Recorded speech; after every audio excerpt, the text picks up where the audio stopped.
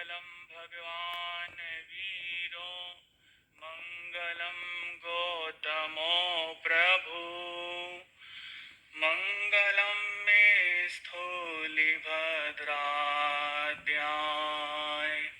जैन धर्मोऽस्तु मङ्गलम् जैन धर्मोऽस्तु मंगलम। सर्वप्रथम शासनपति श्रमण भगवान महावीर स्वामी जी के पावन चरणों में वंदन नमन। परम पितामह वर्तमान के तीर्थंकर अरिहंत परमात्मा सिमंदर स्वामी जी के पावन चरणों में वंदन नमन। मेरे परम पूज्य गुरुदेव संसार रूपी दलदल से निकाल करके मोक्ष रूपी राजमहल पे बिठाने वाले आचार्य भगवान के चरणों में वंदन नमन। परम पूज्य गुरुदेव श्रमण संघ के प्रमुख मंत्री श्री श्री मुनि जी महाराज साहब के चरणों में वंदन नमन। धर्म प्रेमी भव्य आत्माओं, आज जैसे पहले बताया कि संवत्सरी महापर्व अहिंसा परमो धर्म, दया विनय का मूल धर्म क्या है, विनय का मूल धर्म है। और अहिंसा यानी अहिंसा ही जीवन में होगा तो अहिंसा धर्म का क्या है, अहिंसा परमो धर्म है, अहिंसा परमो धर्म। और यही संवत्सरी पर्व अहिंसा को लेकर के आया है कि हिंसा किए हुए पाप कर्मों से हट करके अहिंसा के मार्ग पे लगना ही क्या है, ये मार्ग पर्व सिखलाता है। इसीलिए कहा भी है कि मिच्छामि दुक्कडम, क्योंकि प्रतिक्रमण करते हैं तो अब सबसे क्या करते हैं, मिच्छामि दुक्कडम कहते हैं। और मिच्छामि दुक्कडम क्यों कहते हैं, इसका क्या अर्थ है? क्योंकि मिच्छामि दुक्कडम अपने जैन धर्म का एक सूत्र है जिससे हम माफी मांगते हैं। जैसे इंग्लिश में बोलते हैं कुछ भी गलती होती है आई एम सॉरी, यानी कि मिच्छामि दुक्कडम, मुझे माफ कर दीजिए, मेरे से ये गलती हो गई है। ये अपने जैन धर्म का एक सूत्र है कि मुझे माफ कर दीजिए। अब भूत में, भविष्य में या वर्तमान में हमको नहीं पता, हमारी बेहोशी में जाने अनजाने क्या क्या गलती हम लोगों से हो जाती है, लेकिन यह प्रतिक्रमण करना, संवत्सरी प्रतिक्रमण के साथ हमारे किए हुए पापों की आलोचना करने का महापर्व है। इसलिए जानबूझ करके या अनजाने में कुछ भी कर्म हमसे बंधे हो उसकी क्या करें, आलोचना करें, प्रतिक्रमण करें, प्रायश्चित करें। वो खुद के लिए तो सातापूर्वक है, क्योंकि हम यदि किसी को कष्ट देते हैं, किसी को दुखी करते हैं तो हमारी भी असमाधि का क्या होता है, कारण बनता है। और दूसरा, हम जब किसी से कुछ बैर भाव बांधते हैं तो अपना ऑरा भी नेगेटिव होता है, क्योंकि उसका प्रभाव अपने शरीर पर पड़ता है। जब हम टेंशन में आते हैं तो हमको ना जाने कैसे कैसे बीमारियों का सामना करना पड़ता है, शुगर, कोलेस्ट्रॉल जैसी जैसी बीमारियां हमारे शरीर में पड़ जाती हैं, क्योंकि हम टेंशन में आ जाते हैं। और टेंशन में जब आते हैं, जब हम किसी के साथ कुछ छल कपट या उसके साथ लड़ाई झगड़ा करते हैं। इसीलिए लड़ाई झगड़े का जीवन को त्याग करके और अपने जीवन में क्या करें, अपने जीवन में शांति भाव को ला करके, जैसा कि आप सभी ने अभी आत्म ध्यान से साधना में सीखा, क्या सीखा कि मैं आत्मा हूँ और दूसरा भी क्या है, आत्मा है। उसके भीतर भी वही परमात्मा के दर्शन करो और शांत भाव में रह करके क्या करना है, हर एक जीव प्राणी के साथ क्षमा का भाव रखना है।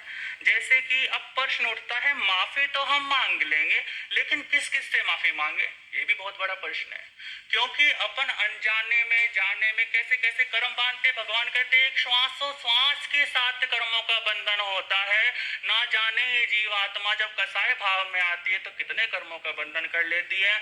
तो आचार्य भगवंत हमेशा फरमाते हैं कि 6 जीवनी कायों का क्या होता है, 6 जीवनी कायों का सूक्ष्म रूप से भी बंधन, कर्म का बंधन होता है।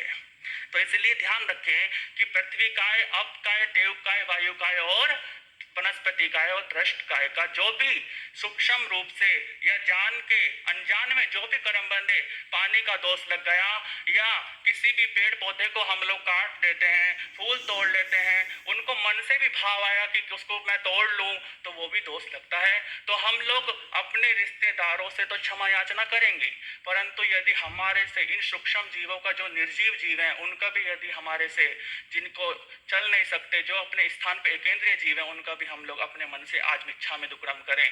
क्योंकि कहा भी है कि यदि हम लड़ाई झगड़ा करते हैं तो हमारे टेंशन होती है, मन में हमारे क्या आता है, द्वेष भावना आती है, तो हमारा मन अशांत रहता है, किसी कार्य में मन नहीं लगता। और हम यदि उसी समय माफी मांग लेते हैं, सॉरी बोल देते हैं, तो हमारा मन एकदम इजीली फील करने लग जाता है और हम हल्का हल्का रिलैक्स करते हैं, क्योंकि हमारे मन ने क्या कर दिया, माफ कर दिया और माफी हमको मिल गई। हमको लगता है कि हम अपने कर्मों से बंधन हो गए। जैसे किसी ने हमको डांट दिया और तुरंत उसने प्यार कर दिया तो कितनी खुशी मिलती है। ऐसे ही हम लोग जब किसी को माफ कर देते हैं, किसी से आपको माफी मिल जाती है, तो हम लोग भी खुशी से और इजीली जीवन यापन करते हैं।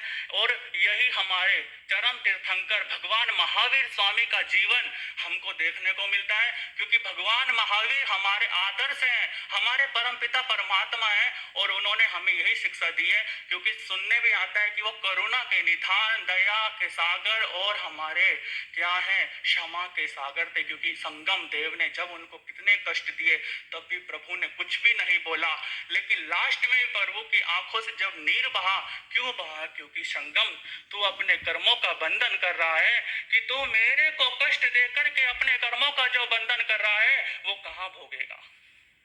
बहुत बड़ी बात है बंधुओं, हम लोग किसी को कष्ट देते हैं, हम खुश होते हैं कि मैंने आज इसको परेशान कर दिया, मैंने इसको कष्ट दे दिया, बड़ा मजा आता है। लेकिन ये नहीं सोचते सामने वाले के मन में क्या भाव आ रहे होंगे, उसको कितनी पीड़ा हो रही होगी मेरे द्वारा। यही अपने ऊपर फील करिए, जब कोई अपने को डांटता है या अपने को कुछ बोलता है, हमको कितना बुरा लगता है। ऐसे ही वो भगवान परमपिता परमात्मा अपनी साधना में खड़े हुए हैं, उनको संगम के कष्ट का कुछ भी बुरा नहीं लगा, किंचित मात्र भी उनके शरीर पर असर नहीं पड़ा। लेकिन पड़ा तो उनको सिर्फ इतना कि संगम तूने जो कर्म बांधे वो कहाँ काटेगा और कैसे काटेगा। वो करुणा के सागर थे। जिस तरह कहा है, माता करुणा की देवी, माता करुणा की सागर होती है।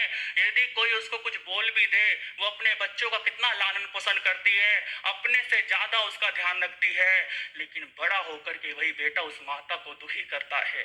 पर माता कभी गो माता नहीं हो सकती, वो अपने बेटे का हमेशा क्या करती है, ध्यान रखती है, और हमेशा दिल में यही भाव लाती है कि मेरे बेटे का हमेशा भला हो, हर जगह उसकी क्या हो, इज्जत हो, नाम हो। और हम क्या सोचते हैं, तुमने हमको जन्म दे दिया तो क्या बड़ा काम कर दिया। अरे बंधुओं, ये सोचो, यदि वो माता जन्म नहीं देती तो इस संसार में तुम्हारा नाम कैसे होता, तुम इस संसार में कैसे आते। उसका ये तुम्हारे ऊपर ऋण है, उसके ऋण से कभी ऋणी नहीं होना। ले ही शिक्षा में यही बात आपको कहना चाहता हूँ। यदि आज कोई भी बच्चा अपने माता पिता को वृद्ध आश्रम छोड़ के आए, या उसको छोड़ने की इच्छा मन में रहे, या उनको रखने की इच्छा ना हो, तो सबसे पहले अपने माता पिता के चरण पकड़ के माफी मांग लेना, क्योंकि वही सबसे प्रथम देवी है जो तुम्हें संसार में लाती है। इसीलिए मात्र पितृ का पहला स्थान है, बाद में आचार्य का स्थान आता है, गुरुओं का स्थान आता है। इसलिए पहले अपने माता पिता से माफी मांगो, फिर दूसरा अपने सगे भाई से माफी मांगो। जो तुम्हारे क्या है, सगा भाई तुम्हारी क्या है, साथ है, तुम्हारी छाया है। यदि भाई भाई साथ में है तो कोई भी दुनिया की जंग क्यों ना हो, तुम जीत सकते हो। तो इसलिए बाहर के लोगों को अपने साथ में मित्र बनाओ ना बनाओ, लेकिन सगे भाई को मित्र प्यार जरूर दो, क्योंकि वही है जो तुम्हारे बुरे वक्त में हमेशा काम आएगा। एक बार मित्र तो साथ नहीं देगा, लेकिन सगा भाई जरूर साथ देगा। इसलिए अपने सगे भाई से अनबन भी हो गई हो या मन मुटाव कैसा भी हो, तुरंत जाके उसके गले लग जाओ, और देखना जब आप गले लगोगे तुरंत इतना हल्का फील करोगे, ऐसा अंदर से मन खिल जाएगा, रोम रोम खिल जाएंगे कि मेरे को आज कितना बड़ा खजाना मिल गया। और बैठे हुए दूर किसी से भी यदि मन मुटाव हो गया तो सबसे अंतःकरण से क्या करना, मिच्छामि दुक्कडम करना। और अंत में मैं भी यही कहना चाहूंगा, यदि मेरे द्वारा मन से, वचन से, काया से किसी भी भाव में, पूर्व में या अभी, कुछ भी जाने अनजाने किसी का भी कहे तहे दिल से कष्ट हुआ हो या कहने में कुछ आ गया हो, तो मैं भी अंतःकरण से सबसे मिच्छामि दुक्कडम करता हूँ। और दूसरा, यहाँ विराजमान मेरे परम पूज्य गुरुदेव आचार्य भगवंत के चरणों में मैं भी बारंबार क्षमा याचना करता हूँ, क्योंकि मन वचन काया से यदि भगवान की आज्ञा की कोई अवहेलना हुई हो या उनको मैंने कभी कोई उनके विपरीत कार्य किया हो या मेरे द्वारा कुछ भी उनको कष्ट हुआ हो, तो मैं भी आज क्षमा वाणी के दिन इतने बड़े महान पर्व से भगवान से भी क्षमा याचना करता हूँ कि वो हमारे आचार्य हैं, हमारे भगवान हैं, तो वो तो हमें क्षमा कर ही देते हैं, क्योंकि वो तो दया के सागर है, तुरंत क्षमा कर देते हैं। परंतु यदि हमारे मन में कुछ ऐसा हुआ तो हम अपने मन से क्षमा याचना करते हैं। और दूसरा, यहाँ विराजमान सकल जैन संघ वीतराग साधिका निशा जी, जो इतनी साधना दे रही है, सबको इतना ध्यान करा रही है, इस वीतराग पथ पे लेके जा रही है, उनका क्या जा रहा है? वो खुद भी साधना करके दे सकती है, लेकिन उसके अंदर एक दया है, करुणा है कि मैं तो तिर रही हूँ, तुम भी तिर जाओ, तुमको भी संसार सागर से पार करने की उनमें क्षमता है, वो भी खुद ले जा सकती है, लेकिन नहीं, उनके अंदर करुणा है, मात्र तो भाव है, वो भी कहती है मैं तिर रही हूँ तो तुम्हें भी तिराऊंगी, तुम्हें भी साथ लेके जाऊंगी। और सुन लो, यदि कोई अपने मन में ये भाव लाए कि वो तो संसारी है, वो साधना क्यों करा रही है, ऐसा क्यों कर रही है, अरे नहीं, वो संसारी है तो क्या हुआ, शरीर तो उसका संसार का, लेकिन आत्मा हर एक जीव की अपनी अपनी सबके समान है, साधु हो चाहे श्रावक हो, सबकी आत्मा में कोई भेद नहीं होता, और वो तो महान आत्मा है क्योंकि उसने भगवान की कृपा पात्र है, वो साक्षात अरिहंत परमात्मा की कृपा पात्र है। तो मैं भी दोबारा वीतराग साधी जी को भी कहना चाहूंगा कि मेरे द्वारा आपको कुछ कष्ट हुआ हो, यदि मैंने संसाधना में या भगवान अरिहंत परमात्मा की जिन शासन देवी देवता की आज्ञा का कोई विरुद्ध पालन किया हो, और यदि मैं साधना में आपके द्वारा कुछ भी मन वचन काया से पाप लगो, तो मिच्छामि दुक्कडम, सरमन संघ से मिच्छामि दुक्कडम, आप सबसे मिच्छामि दुक्कडम करते यही कहना चाहूंगा। सबसे क्षमा याचना करे, सबको क्षमा कामना करे, सबसे मिच्छामि दुक्कडम करे। ओम।